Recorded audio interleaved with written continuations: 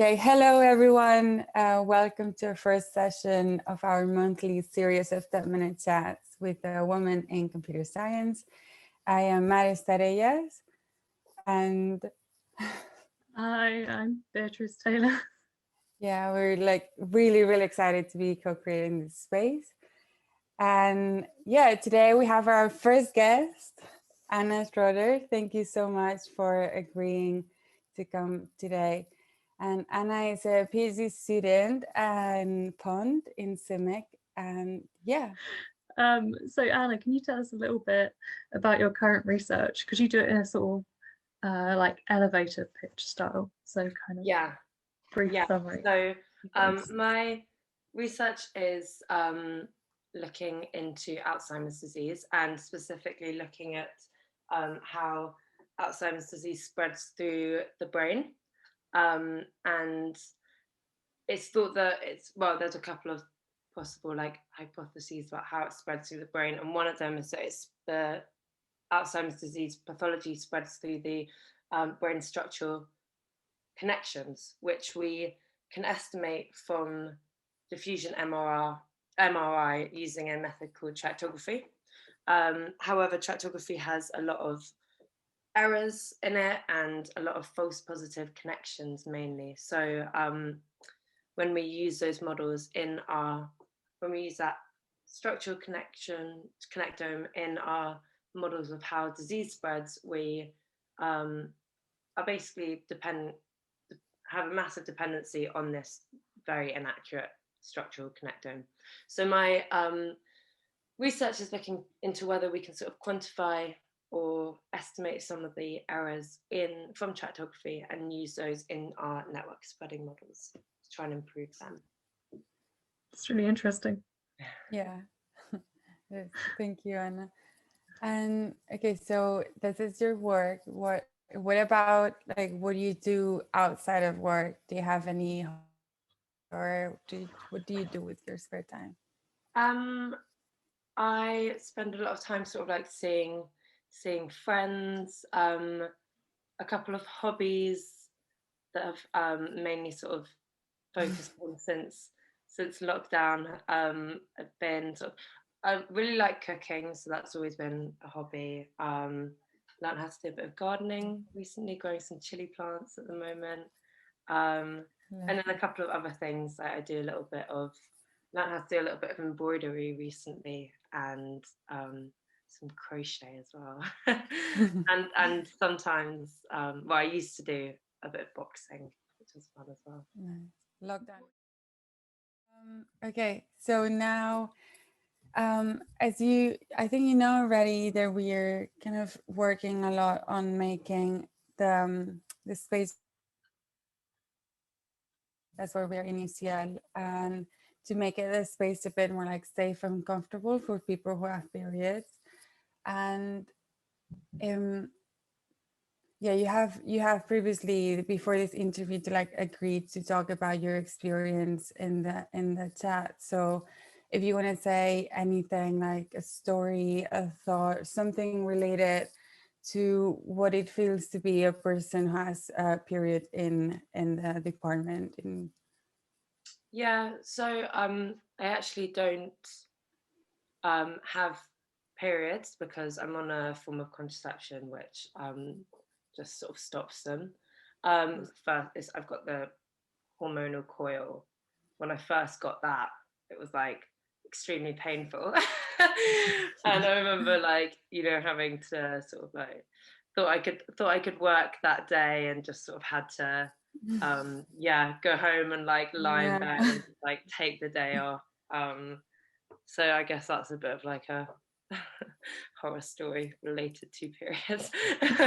But yeah, just sort of thinking it would be fine and then just being nah, and just spending the whole night with a water bottle. So did you feel okay just taking that day off then? Yeah, it was fine. And I think in a way often, well, I was at the very start of my MRes, and so no one was I didn't have very many meetings. I didn't have to sort of have to tell anyone or anything like that. So it was quite sort of easy. Yeah. And then sort of continuing on in the same theme, Anna, have you come across any sort of challenges or sort of opportunities for women in computer science? Yeah, I think less so in university, but definitely I remember some challenges sort of at school. So I when I was doing my A levels, I was in a class. I did maths and further maths, and I was in this class of like, it was a small class, not many people did it, and there were about 9 of us, and I was the only girl, and I had 2 maths teachers. One was like amazing, really supportive, really like encouraging, and like encouraged me to sort of go and I told me I could like get into universities that I wanted to apply to and things like that.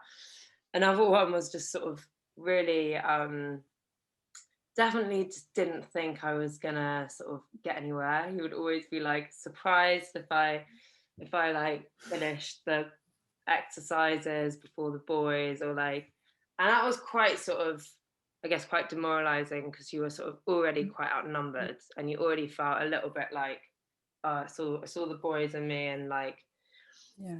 And so then to have a teacher who sort of encouraged that was a little bit difficult.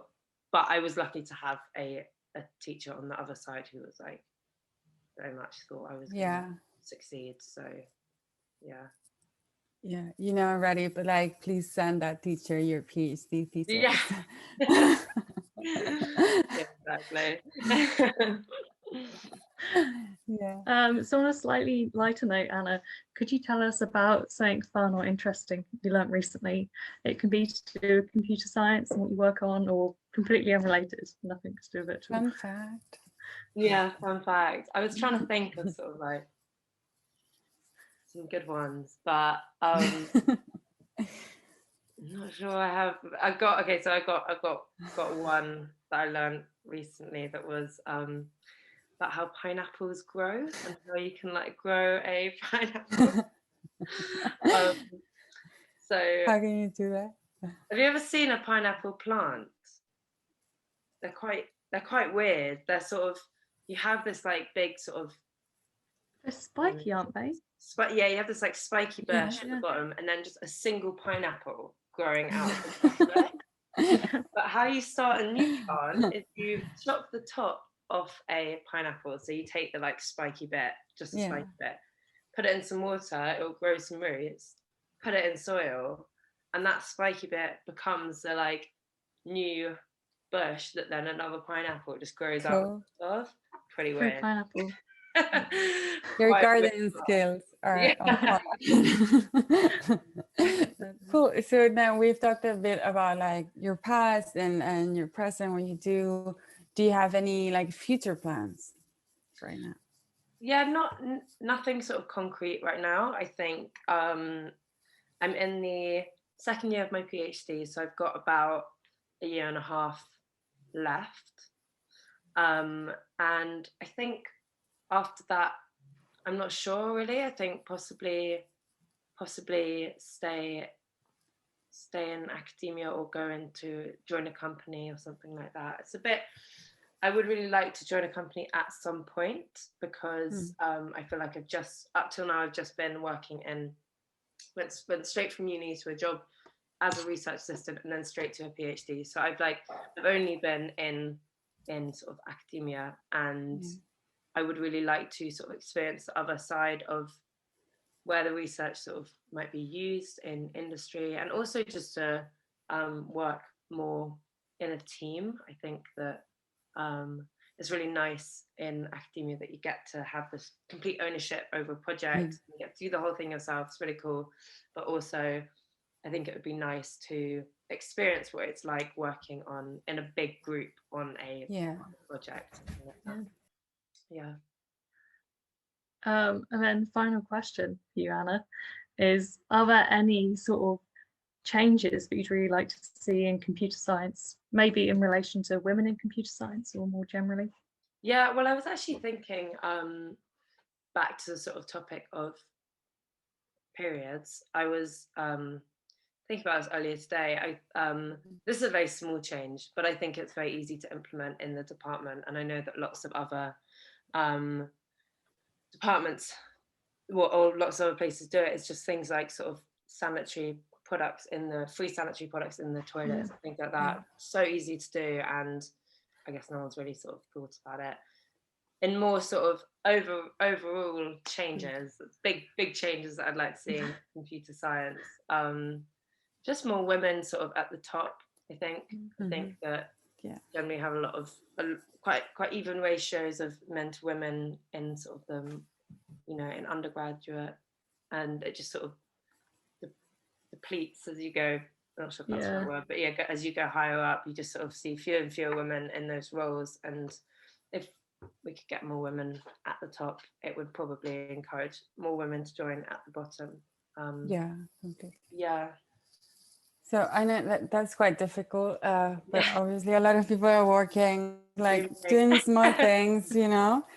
The only thing I can say about the periods in period products in the toilets, that the EDI for computer science is like working for it, and I think we're gonna have at least in 90 High Holborn, and like right now we don't have gender neutral toilets. We're also working towards that, but so we're gonna have period products in both men and women, and in the so that's gonna be good. Yeah, definitely. Yeah, that's great. Well step forward. Hopefully the small changes are happening. Yeah, that's really great. Okay, well, that brings us to the end of the interview. So thank you so much, Anna, for joining us. It's been really, really interesting talking to you for the last approximately 10 minutes. And thanks for kicking off the first of our 10-minute chats with women in computer science. Thank you for having me. It's really nice. Thank Great. you. Cool. Bye. Bye. Bye.